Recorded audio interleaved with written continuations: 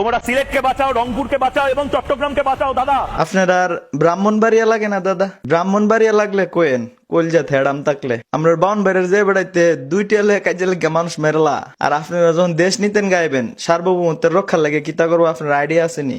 টেড়া দিয়া ফার দিয়া বিসি দুইটা দুই সাইডে লে দেবো, একদম লক করে লাগবো। আর আমরা বাউন্ডারি অর্ধেক ফুলাফান করলাম ফুবি তাহে আপনার বর্ডারের সাইডে আহরা গাজীর বাজার একজনে বইয়া মনে করেন যে কাশির সুধা বাবা চাচা হগল তান রিহা লাগিয়ে গেলে গাই তা কাইচে রিসি করলাম ধরে লেবো গেলাম ফানজাদা। মৌলবাদীরা তিরিং বিরিং পুড়ুং পুড়িং করে লাফালাফি করছে। এই যে এই দাদা হইলো আরেক নিউজ মারানির ফুত, মানে সারা দিন ওই মুহূর্তে যেটা এই দুই নিউজ পড়তেই তাহে। তো দাদা আপনি নিউজ পড়ার স্টাইল এমন কি লিখা? আপনি কি আগের জন্মে সুলকানের মলম বিক্রেতা ছিলেন?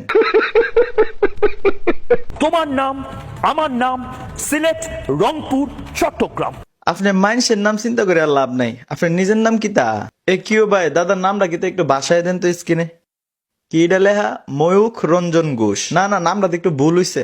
আপনার নিউজ পড়ার স্টাইল আর আবল তাবল গাওনে কি বুঝা জানেননি? আপনার নাম দেওয়ানোর দরকার ময়ূখ রঞ্জন ঘোষের জায়গায় মুরুক্ষ রঞ্জন ঘোষ।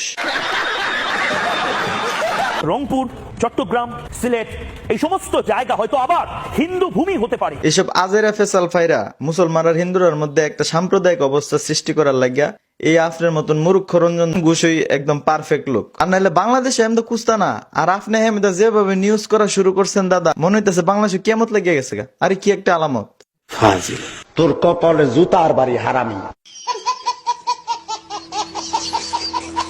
বাংলাদেশেরও একটা চিকেন স্নেক আছে, অর্থাৎ একটা মুরগির গলার মতন একটা অঞ্চল আছে যেটা যদি মোট করে ভেঙে দেওয়া হয় বা ভারতীয় সেনা নেমে পড়ে। জি, ভারতীয় সেনারা বাংলাদেশের চিকেন স্ন্যাক ভাঙ্গা দিব। আপনার মতন আবুল তো হেরা মানে ফরালেয়া কইরা সেনা হইছে না, ওই আপনার মতন ওই মলম বিচ্ছা সেনা হইছে। আপনি সাংবাদিক নামে সাংঘাতিক মিয়া। বাংলাদেশ এদিকে কুস্তা না, আর আপনি হেমদা যে একটা চিল্লাচিল্লি শুরু করে নি আর বাংলা টিভির পর্দার মধ্যে আয়া, মানে হেরা তো আপনার দিয়ে হবন না পরে যদি মলম সলম বেচাইতো দিনে লাখানেক টাকার মলম বেচতালে নিলে।